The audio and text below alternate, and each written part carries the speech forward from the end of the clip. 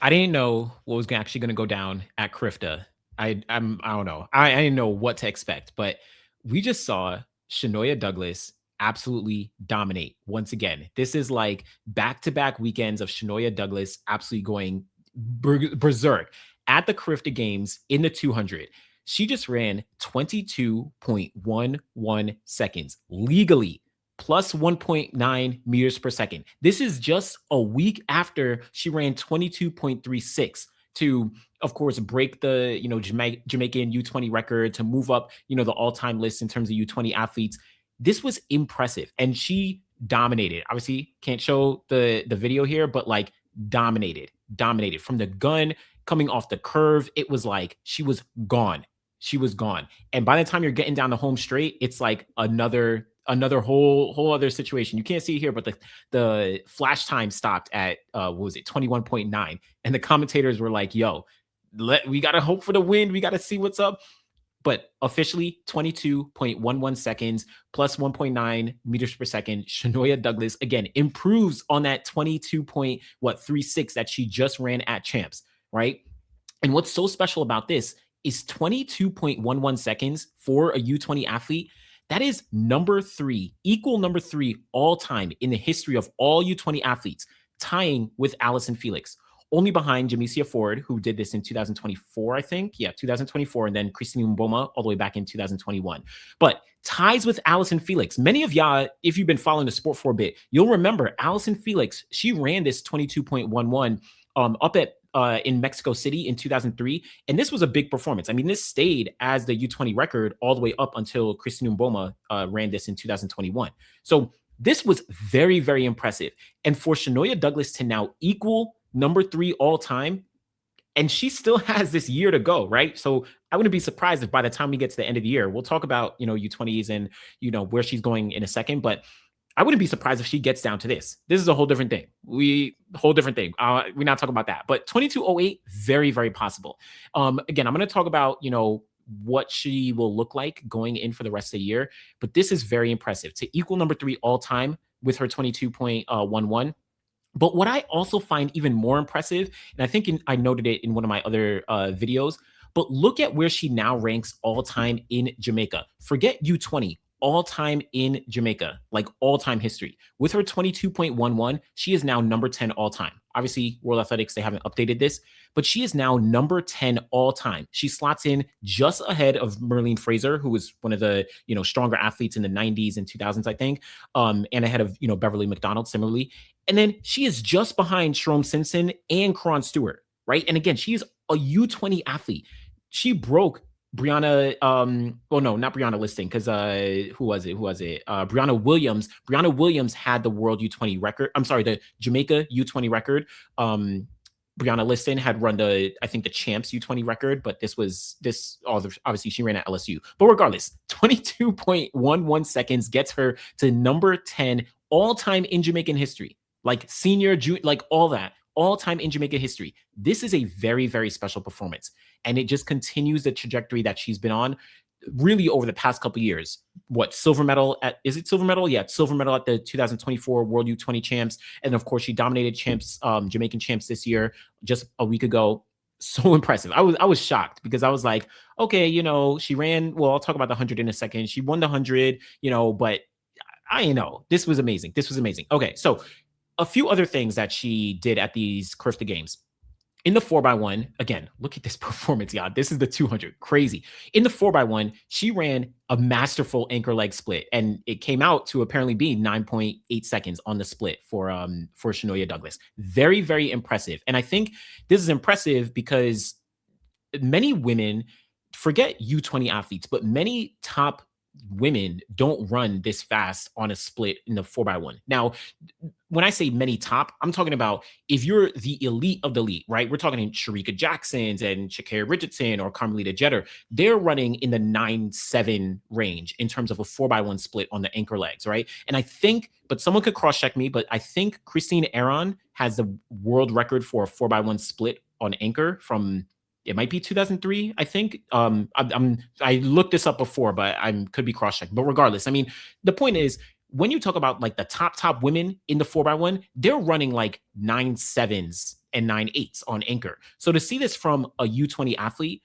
insane, absolutely insane. And obviously she is at the peak of her powers coming off champs and, going into CARIFTA. So clearly she is in some great form and showcasing that she is a generational talent. Now, right before that as well, she also won the 100 meters running 11.13 seconds into a headwind. So really, again, showcasing that talent that got her to the 10.9 that she ran at champs a week ago, proving that like, okay, that was no fluke, right? If I could run 11.1 into a headwind, this doesn't convert to a 10.9, but it just gives the idea that like, okay, I'm in this realm, this 11.0, potentially 10.9 on my best day kind of realm. So this essentially clears up and solidifies a sprint triple for Shanoya Douglas at these CARIFTA games. She won the 200, she won the 4x1, and she won the 4x1 and she won the 100 meters. That gives her a sprint triple, which is very, very special because I mean, again, someone in the comments can cross-check me, but I know Veronica Campbell-Brown is one of the more notable Jamaicans who actually competed the sprint triple at the CARIFTA Games all the way back in 2000. Actually, let me just bring it up. In 2001, she did the sprint triple at the CARIFTA Games. Out in Bridgetown. So she won the 100, and this is again Veronica Campbell-Brown. Obviously, my bad. Obviously, she's a legend in track and field across the board. But 2021 Bridgetown, she was able to get the gold in the 100, in the 200, and the 4x1. So you're talking about Shanoya Douglas now getting to where Veronica Campbell-Brown was. Again, someone could cross-check me if other Jamaicans or other athletes have been able to win the sprint triple at CARIFTA Games. I tried to look through some names. I couldn't find anybody notable. So there definitely could be some names out there, but I bring up Veronica because she has a very, very, very long career across the board between World Youth, CARIFTA, World Junior, and then of course, what she's done as a senior at the Olympics and the World Champ. So Veronica is one of the legends. I'm going to talk about her in a second, but Shanoya Douglas absolutely dominating across the board. Again, this performance in the 200 was crazy. Flash time 21.9. Come on. Crazy. So now looking kind of forward a bit. Obviously, I spoke about if this was a good move for her to go to the CARIFTA Games coming off what she did at Champs. And I personally said, nah, maybe leave the CARIFTA because it might be a good opportunity to get some rest, to get some recovery after a very, very big high at the Jamaican Champs, right?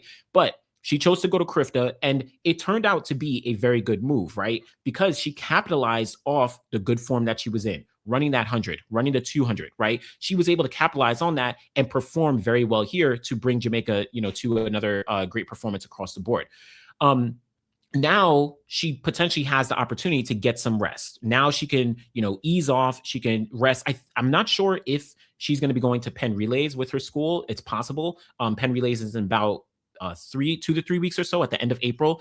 But regardless, right, she'll have some time off and then she'll be able to actually get some full-on rest because her goal for 2026 is the World U20 Championships. That's going to be her ultimate goal for this year. And, she's going to have some competition. We saw the Maxwell twins in the United States. They ran some really fast windy times, I think 22.2 and 22.3, again, windy times. Obviously, Shanoya running 22.1 is like on a whole different level, but the context, the idea that they're also targeting World U20, so it's nothing to sleep on. But Shanoya does have that those accolades of having won a medal in 2024 at the World U20 Champs. So she does have that experience already, and she's looking to upgrade that to potentially get the gold medal. So I appreciate the fact that she came to CARIFTA and had a strategy as it seems to have been, where she was going to attack the races, coming off the good form she had at Champs, and be able to now take some time off to rest, recover, and prepare for that buildup leading up to World U20s in August.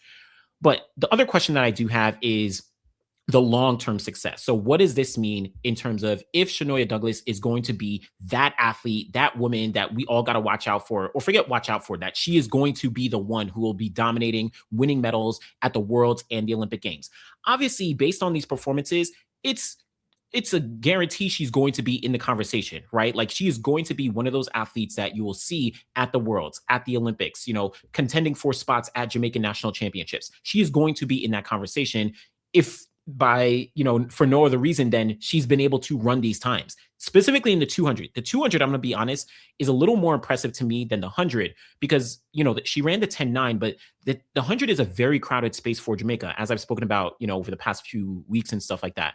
The 200 seems to be a little more open in terms of potential spots to make teams, these senior teams. And if she's running 22-1, if she's running 22-3, like that's relatively, I was going to say it's confidently going to get you on the team, but assuming you're able to maintain that and potentially improve upon that, and I'm looking forward to 2027, 2028, et cetera, then that's going to get you on some teams, right?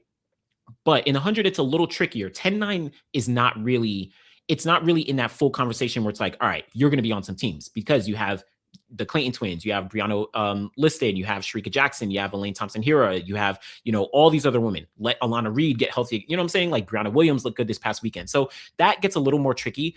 But I do think on a bare minimum, Shanoya Douglas obviously is one athlete that you need to look out for when it comes to Jamaican, Jamaican sprinting in the future. Now, the question is, what will she do kind of post 2026? I know some people spoke about the idea that, she could go into the NCAA. Maybe she should stay in Jamaica and go to school there, right? Maybe she should turn pro, right? These are all decisions that she'll have to make over the next few months. And, I guess by the end of the year or something like that, like those are the decisions that she'll have to make and will dictate what her future will look like. Again, World Championships is coming up in 2027. Is that something she's looking forward to?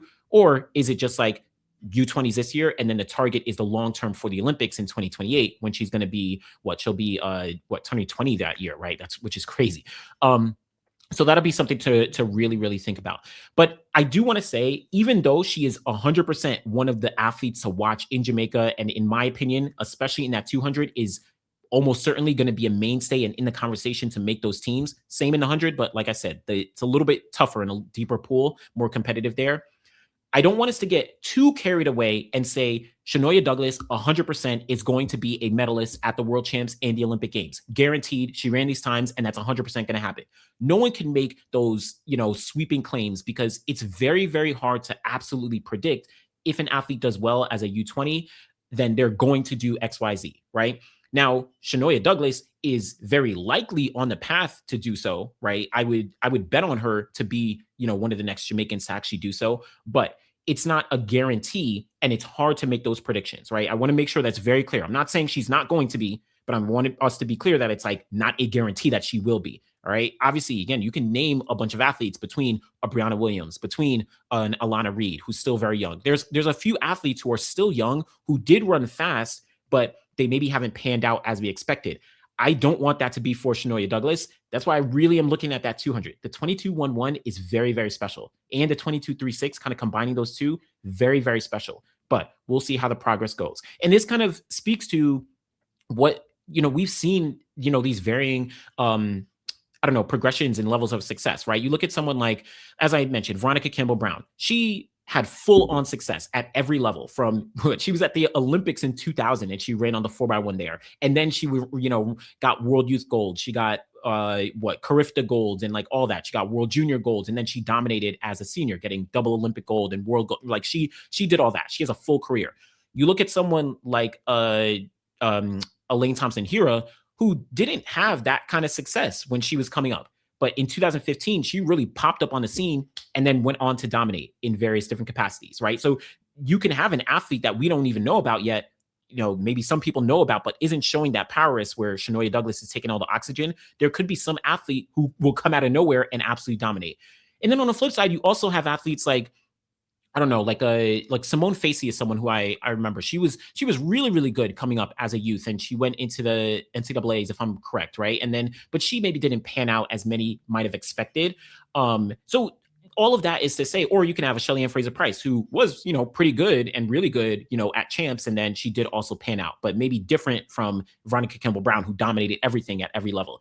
So all I'm saying is that with Shanoya Douglas, she looks to be on pace to be one of the next Jamaicans that will be a contender for, spots on the team and then potentially for, podium spots in the future. But I want to be very clear. It's very, very hard to predict. And I would encourage, at least, I don't know, y'all can do whatever you want. I'm not going to make sweeping, claims, but I am very excited. This 200 was so special. I was shocked. I was like, wait, this just happened? Like, bro, she cooked. She cooked. Like, look at this. This is a Shanoya Douglas. Listen, shout out to Shanoya Douglas. Excited to see what she does. And I'm really hoping she gets some rest and prepares to go for the gold medal at the World U20 Championships. Gonna have a lot of competition, but let me know what you think. Appreciate y'all.